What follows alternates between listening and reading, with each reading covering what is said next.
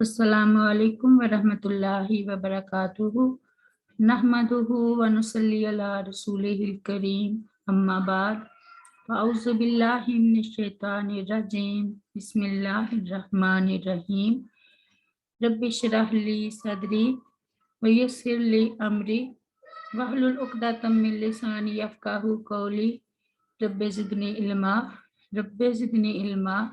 Rabbi ज़िदना इल्मा अल्लाहुम्मा फ़क़्क़िहना फ़िद्दीन rabbi यस्सिर वला तुअस्सिर व तम्मिम बिल खैर। आज हम सूरत अन्निसा की आयत नंबर 119 पढ़ेंगे। बिस्मिल्लाहिर्रहमानिर्रहीम। वला उज़िल्लन्नहुम, और अलबत्ता मैं ज़रूर गुमराह करूँगा उनको। वला उमन्नियन्नहुम, और अलबत्ता मैं ज़रूर उम्मीदें दिलाऊँगा उनको। वला अमुरन्नहुम, और अलबत्ता मैं ज़रूर हुक्म दूँगा उनको। फला युबत्तिकुन्ना, तो यकीनन वो ज़रूर चीरेंगे। आज़ाना, कान। अज़ानल अनआमी, कान चौपायों के। वला अमुरन्नहुम, और अलबत्ता मैं ज़रूर हुक्म दूंगा उनको। फला युगय्यिरुन्ना, तो यकीनन वो ज़रूर तब्दील करेंगे। खल्क़ल्लाह, अल्लाह ताला की बनावट को। वमन, और जो कोई यत्ताखिज़ शैताना, बनाता है शैतान को। वलियन, दोस्त। मिन दूनिल्लाहि, अल्लाह ताला के सिवा। फ़क़द, तो तहकीक। खासिरा, उसने खसारा उठाया। खुसरानन, खसारा। मुबीना, ज़ाहिर।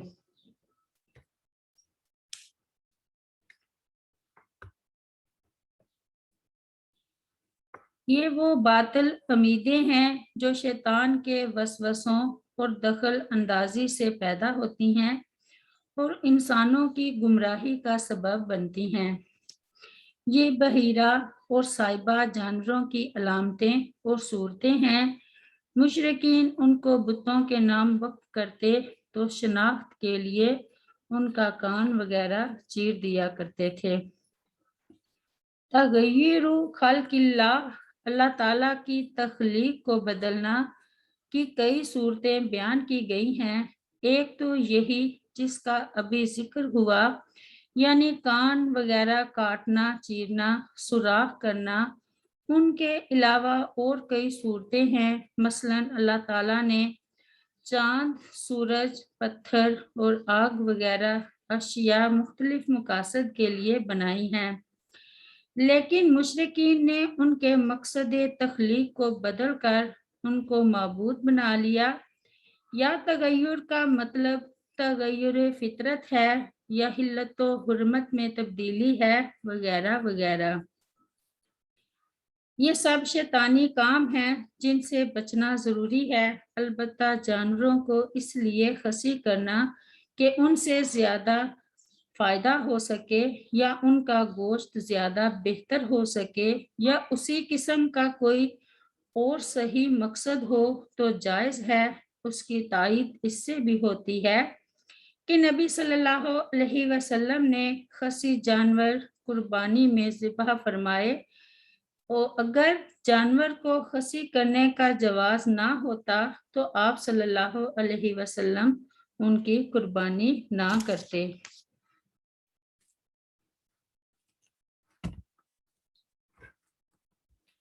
इब्लीस ही का कौल बयान किया जा रहा है कि मैं उन्हें राहे रास्त से भटकाऊंगा, उन्हें लंबी चौड़ी तमन्नाओं के जरिए बहकाऊंगा।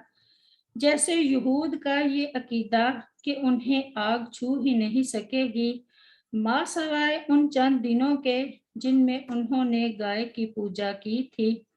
या जैसे हम चूंकि अंबिया की औलाद हैं और अल्लाह ताला के चहीते और प्यारे हैं, लिहाजा हमें आखिरत में अजाब नहीं होगा। ऐसी झूठी आरज़ुएं और अकायद शैतान ही खूबसूरत बनाकर पेश करता है, جس سے انسان گناہوں پر دلیر ہو جاتا ہے۔ وَلَا أُضِلَّنَّهُمْ وَلَا أُمَنِّيَنَّهُمْ، یہ وہ باطل امیدیں ہیں جو شیطان انسان کے دل میں پیدا کرتا ہے کہ گناہ کرتے رہو۔ اللہ تعالیٰ بڑا غفور الرحیم ہے۔ مسلمان کے دل میں ایمان ہونا چاہیے، نماز پڑھنے اور دوسرے اعمال کرنے کی کیا ضرورت ہے، یا ابھی جلدی کیا ہے، مرتے وقت توبہ کر لیں گے، یا جن بزرگوں اور پیروں کا تم دم بھرتے ہو ان کا اللہ تعالیٰ پر بڑا زور چلتا ہے۔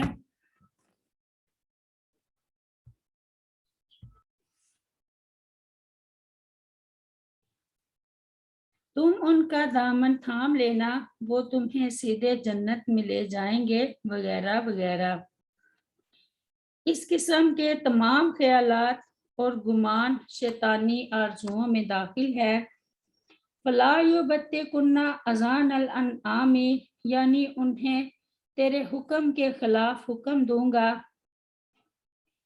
کہ وہ جانوروں کے کان میں سوراخ کر کے انہیں حرام قرار دے دیں جنہیں تو نے حلال کیا ہے۔ زمانہ جاہلیت کا طریقہ یہ تھا کہ جب اونٹنی 5واں بچہ مذکر دیتی تو اس کا کان چھید کر آزاد چھوڑ دیتے، نہ اس پر سواری کرتے اور نہ کسی پانی یا چراگاہ سے اسے روکتے۔ وَلَا أَمُرَنَّهُمْ فَلَا يُغَيِّرُنَّ خَلْقَ اللَّهِ، یعنی اللہ تعالیٰ نے جو چیزیں پیدا کی ہیں ان کی شکل و صورت تبدیل کریں گے اور ان کے حلال و حرام ہونے کے احکام بھی بدل دیں گے۔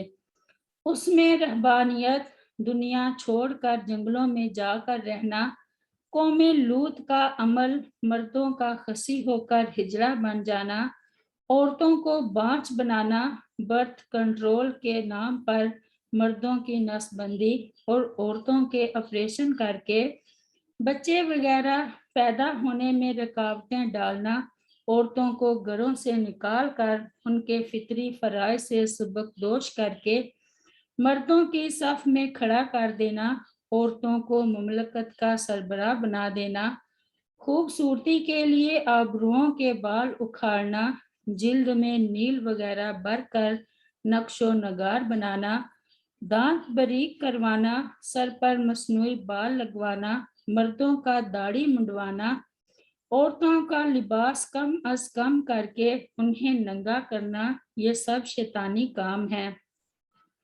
اور اللہ تعالیٰ کی لعنت کا موجب ہیں۔ سیدنا عبداللہ بن مسعود رضی اللہ عنہ بیان کرتے ہیں کہ گودنے والی اور گدوانے والی، چہرے کے بال صاف کرنے والی، حسن میں اضافے کے لیے دانتوں میں فاصلہ پیدا کرنے والی اور اللہ تعالیٰ کی تخلیق کو بدلنے والی عورتوں پر اللہ تعالیٰ کی لعنت ہو۔ ایک عورت کے اعتراض پر انہوں نے فرمایا کہ میں اس پر لعنت کیوں نہ بھیجوں جس پر خود رسول اللہ صلی اللہ علیہ وسلم نے لعنت فرمائی ہو اور اس کا اللہ تعالیٰ کی کتاب میں بھی ذکر ہو۔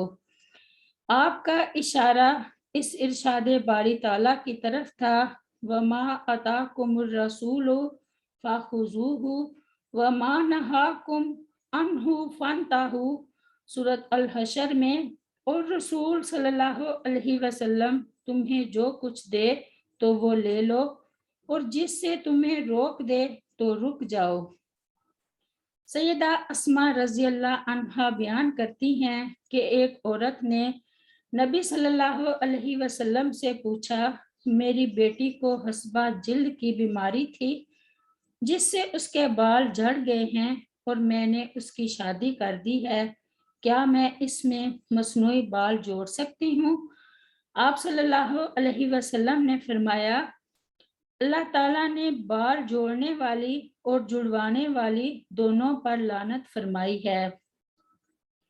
حمید بن عبد الرحمن بیان کرتے ہیں کہ انہوں نے حج کے سال منبر پر سیدنا معاویہ رضی اللہ عنہ کو فرماتے ہوئے سنا اور آپ نے بالوں کا ایک گچھا اپنے ہاتھ میں پکڑا جو ایک پہرے دار کے ہاتھ میں تھا۔ آپ رضی اللہ عنہ نے فرمایا، اے اہل مدینہ، تمہارے علماء کہاں ہیں جو تمہیں برائی سے نہیں روکتے؟ میں نے تو نبی صلی اللہ علیہ وسلم کو اس قسم کے کام کرنے سے منع کرتے ہوئے سنا، اور آپ صلی اللہ علیہ وسلم فرماتے تھے، بنو اسرائیل اس وقت ہلاک ہو گئے جب ان کی عورتوں نے ان کاموں کو اختیار کر لیا۔ آیت نمبر 120۔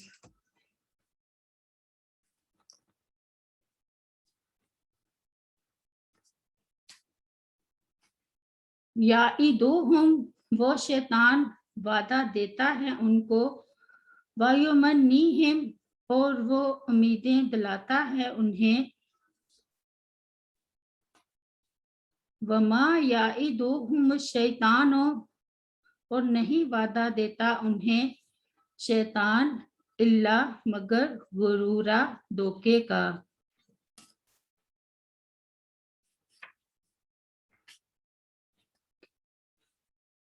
شیطانی وعدے تو سراسر دھوکہ اور فریب ہیں، لیکن اس کے مقابلہ میں اللہ تعالیٰ کے وعدے جو اس نے اہل ایمان سے کیے ہیں سچے اور برحق ہیں، اور اللہ تعالیٰ سے زیادہ سچا کون ہو سکتا ہے؟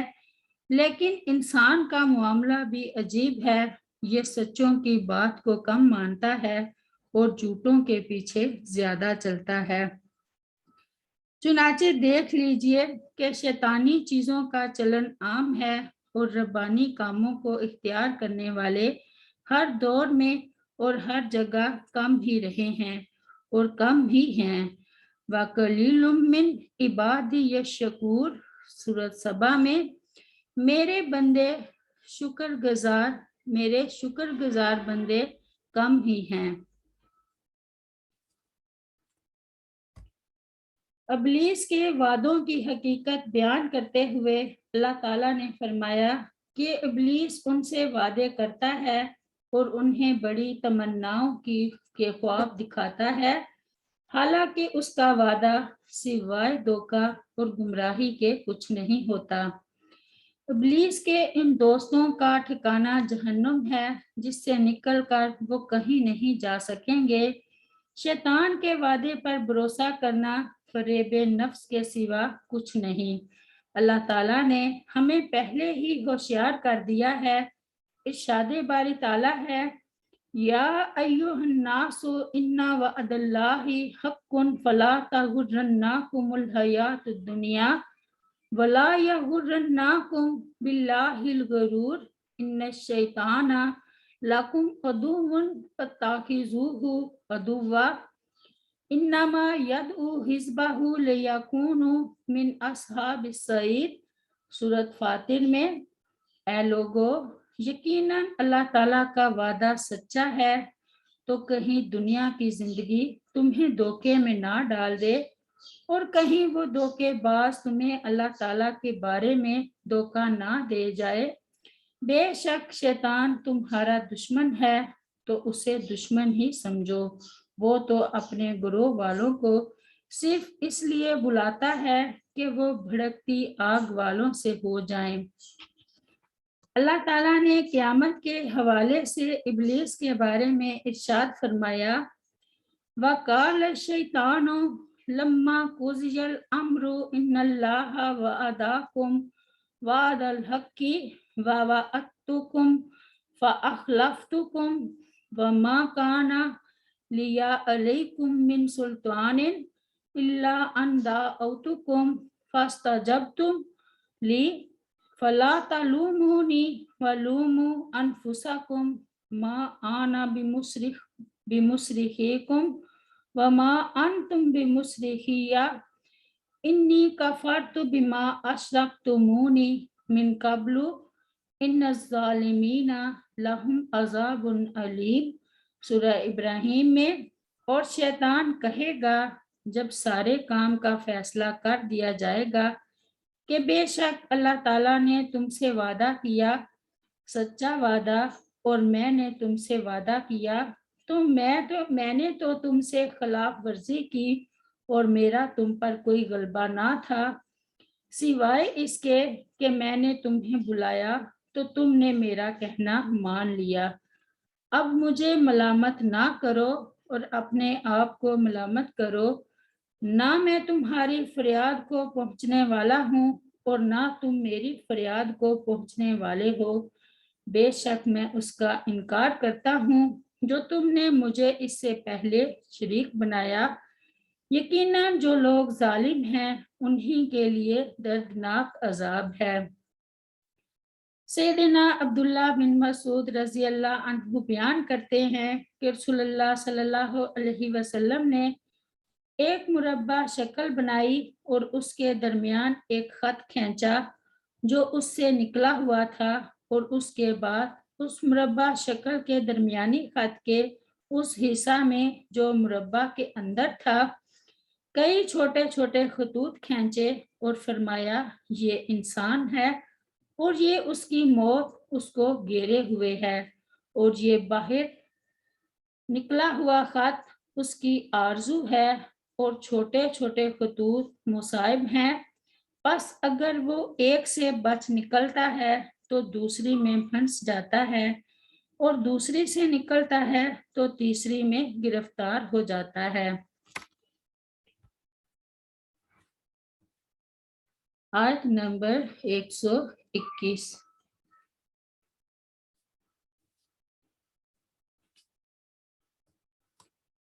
اولئک یہ لوگ مأواہم ان کا ٹھکانہ جہنم و جہنم ہے، ولا یجدون اور نہیں وہ پائیں گے انہا اس جہنم سے محیصا کوئی بھاگنے کی جگہ۔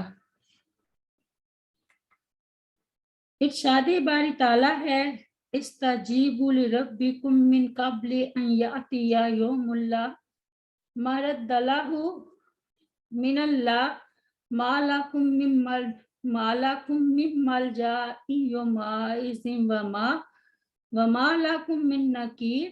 سورۃ الشعراء میں اپنے رب کی دعوت قبول کرو اس سے پہلے کہ وہ دن آئے جس کے ٹلنے کی اللہ تعالیٰ کی طرف سے کوئی صورت نہیں۔ اس دن نہ تمہارے لیے کوئی جائے پناہ ہوگی اور نہ تمہارے لیے انکار کی کوئی صورت ہوگی۔ سبحان ربک رب العزت عما یصفون وسلام علی المرسلین والحمد للہ رب العالمین۔ السلام علیکم ورحمۃ اللہ وبرکاتہ۔